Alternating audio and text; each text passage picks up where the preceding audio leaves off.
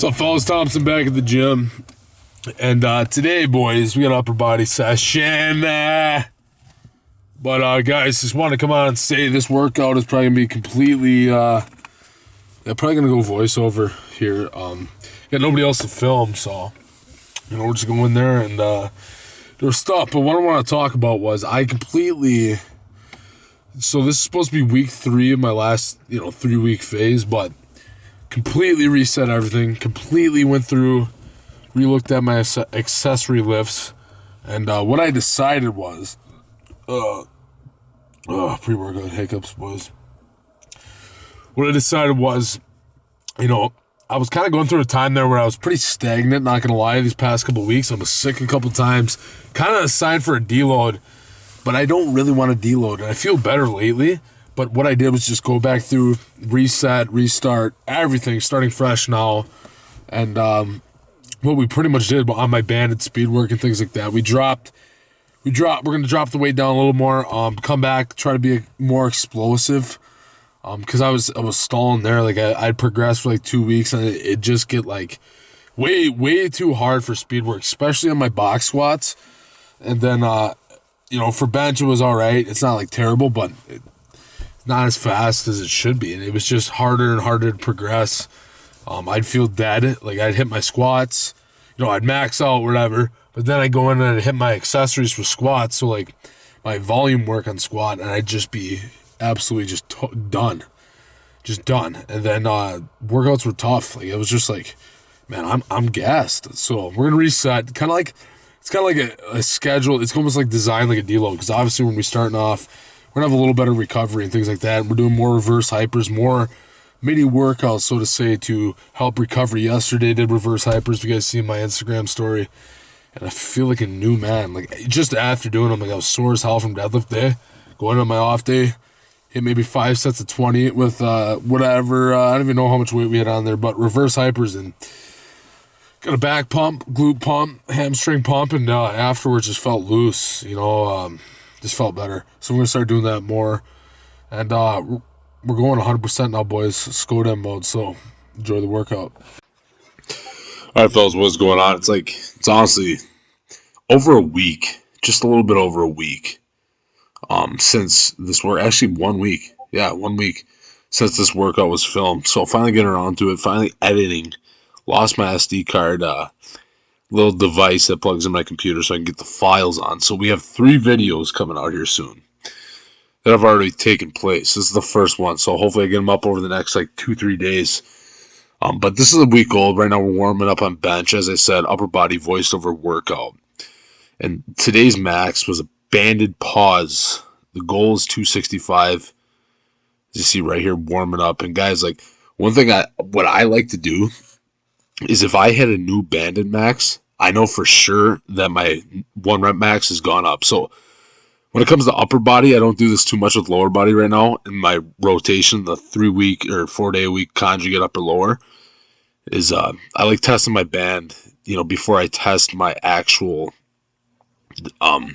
lift without the bands for new PR. Because I know if I hit a 510 pump PR with the band, I'm definitely gonna hit a new PR without the band. So right now we're up to 225. Everything's moving good, feeling pretty good.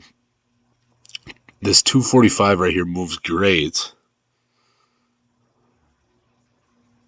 And then, boys, right here, 265, we loaded up. And I just didn't set up as, I'm not as tight. And I'm just dropping it. I'm pissed. I go back in, take a little time off, reset up this time a little better. Still not as optimal.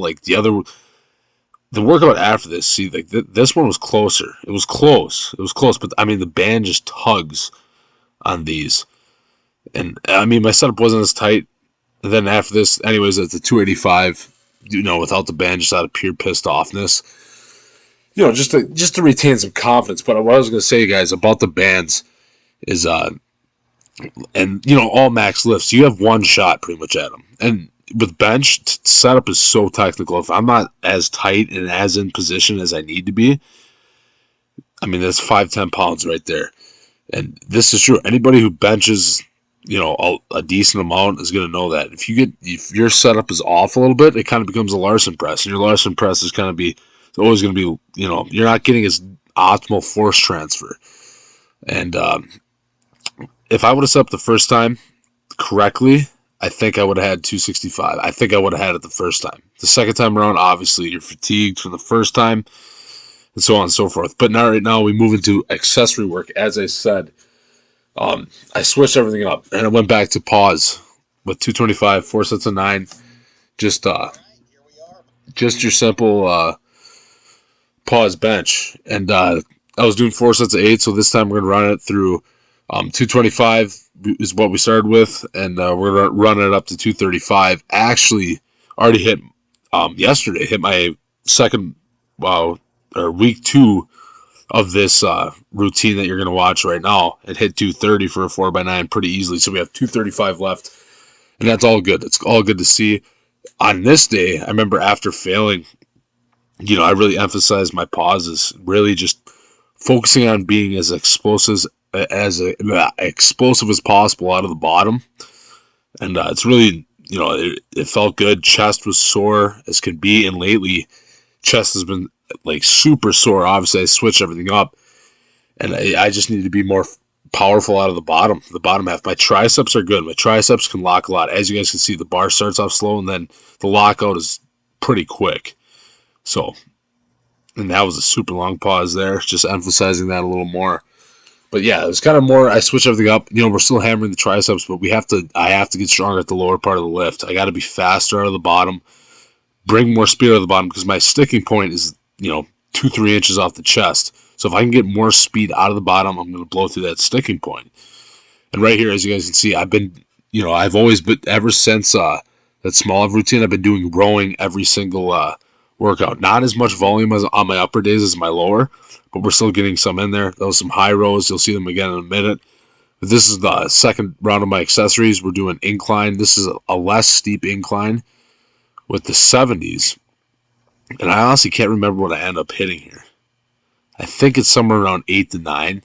But last workout ended up hitting 11 on my first set and 10 on my other two. So we definitely went up.